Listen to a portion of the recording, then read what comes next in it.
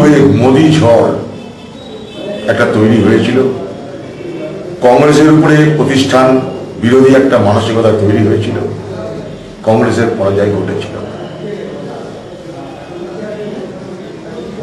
কিন্তু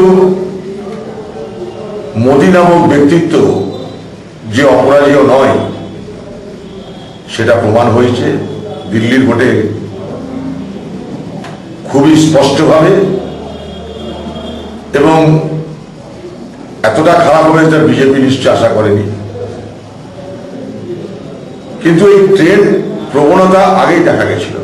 যদি বলেন ঝাড়খণ্ডে টেকনিক্যালি একটু ভুলের জন্য বিজেপি হয়তো জিতেছে, কিন্তু যাকে আমরা বলি সুইপিং মেজরিটি, প্রচুর ব্যবধানে জিতেছে বিজেপি, তা কিন্তু ঝাড়খণ্ডের ভোটে বলা যাবে না।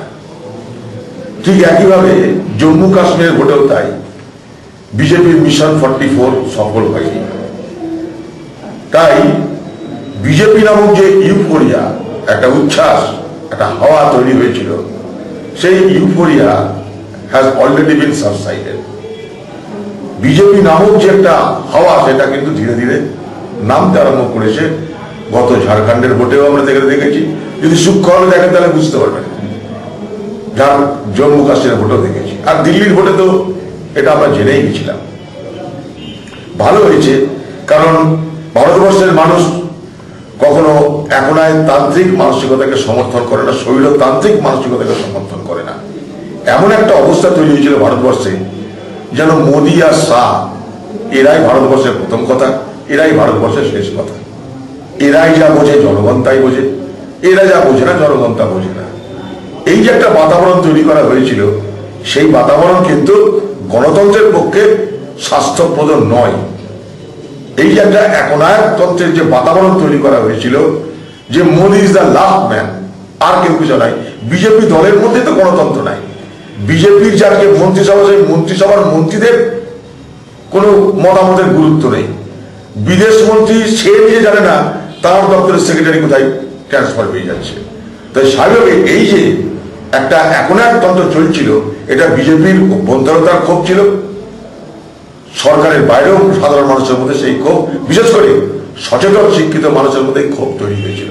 দিল্লি একটা অত্যন্ত ভারতবর্ষের রাজধানী না, একটা পলিটিক্যাল ক্যাপিটাল। তো সেখানকার মানুষের শিক্ষা দীক্ষা সচেতনতা অনেক উচ্চ মানের, এটা আমরা সবাই জানি, কারণ দিল্লি বলে কথা, সেখানে প্রায় সব লোকই শিক্ষিত।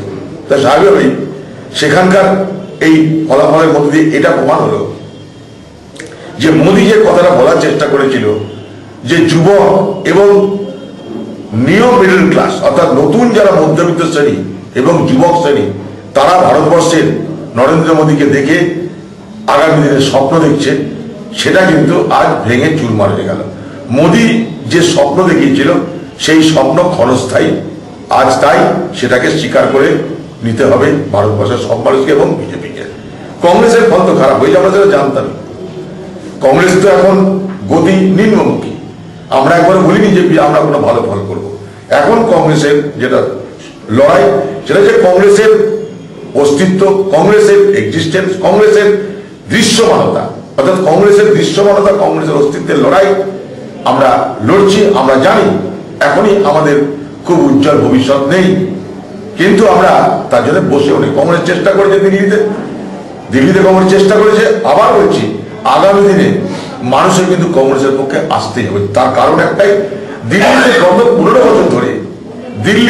15 বছর ধরে অর্থাৎ শিলা দীক্ষিতের আমলে দিল্লিতে যেভাবে উন্নয়ন, যেভাবে অগ্রগতি ঘটেছে, হয়তো মানুষের মধ্যে প্রশ্ন দেখা দিয়েছে, কিন্তু যারা ক্ষমতা এলো 6টা মাস যেতে দিন, দিল্লির মানুষ তারাও বুঝে যাবে যে কংগ্রেস ছাড়া গত্যন্তর নেই।